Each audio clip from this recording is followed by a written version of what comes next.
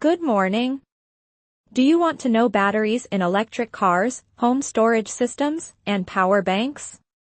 In June, a car carrier transporting several hundred electric vehicles, EVs, caught fire in the North Pacific. The dramatic images and headlines quickly drew comparisons to last August's Fremantle highway disaster, when a freighter loaded with cars, including EVs, burned for days before being towed to safety. In both cases, speculation quickly centered on electric car batteries as the likely culprits. While later investigations suggested that EVs were not the initial cause of the Fremantle highway fire, the incidents have reignited debate about the risks posed by battery-powered vehicles at sea and on land. Despite the frequent headlines, statistics tell a different story. Electric cars are significantly less likely to catch fire than traditional combustion engine vehicles. Research shows that for every 100,000 vehicles sold, more than 1,500 gasoline and diesel cars catch fire, compared to just 25 electric cars. These figures suggest that EVs are not inherently more dangerous than their fuel-powered counterparts. However, the debate is not only about how often fires occur but also about their severity when they do. This is where EVs present unique challenges. While gasoline fires spread quickly, they can usually be contained with conventional firefighting methods. EV battery fires, on the other hand, are notoriously difficult to extinguish and can reignite long after appearing to be under control. The problem lies in the chemistry of lithium-ion batteries. When one cell overheats, it can trigger a chain reaction known as thermal runaway. In this process, batteries release flammable gases and generate their own oxygen.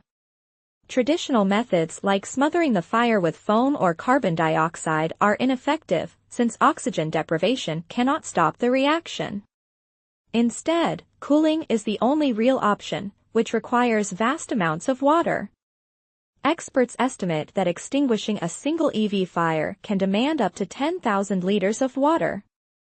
For comparison, a typical fire truck carries only 800 to 2,000 liters. This means that when an EV catches fire, additional water tankers must be called in, prolonging firefighting operations and straining emergency resources. Fire brigades across the world are adapting to this new reality.